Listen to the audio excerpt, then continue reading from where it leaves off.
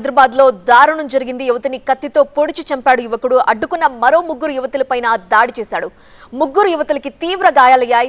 Hospital తరలించారు. గచ్చిబౌలిలోని గోపన్పల్లి తండాలో ఈ ఘటన జరిగింది. మృతురాలు బెంగాల్ బ్యూటీషియన్ గా గుర్తించారు. నిందితుడు రాకేష్ కూడా ఆత్మహత్యాయత్నానికి పాల్పడ్డాడు. కరెంటు పోల్ ఎక్కేందుకు ప్రయత్నించి విద్యుత్ షాక్ కి గురయ్యాడు. రాకేష్ కి కూడా గాయాలు కావడంతో హాస్పిటల్ తరలించారు.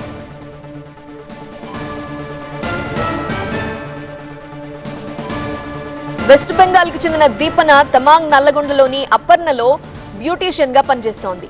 దీపన గచ్చిబౌలిలో తన స్నేహితులతో కలిసి గోపన్పల్లి తండా సమీపంలో ఉంటోంది.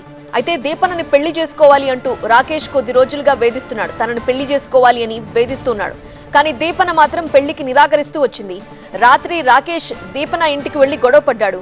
ఆవేశానికి లోనైన రాకేష్ అక్కడే ఉన్న కూరగాయలు కట్ చేసే కత్తితో యువతిపై దాడికి దిగాడు. రక్తపు మడుగులో ఉన్న యువతిని హాస్పిటల్ తరలించారు స్థానికులు. చికిత్స పొందుతూ దీపన చనిపోయింది.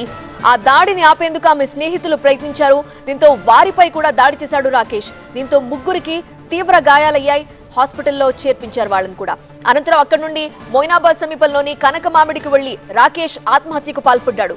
విద్యుత్ స్తంభం ఎక్కేందుకు ప్రయత్నించి విద్యుత్ షాక్ కి గురయ్యాడు. స్థానికుల తండ్రి చికిత్స కోసం కనకమామిడి సమీపంలో హాస్పిటల్ తరలించారు. గచ్చిబౌలి పోలీసులు ప్రస్తుతం కేసు నమోదు చేసి దర్యాప్తు చేస్తున్నారు.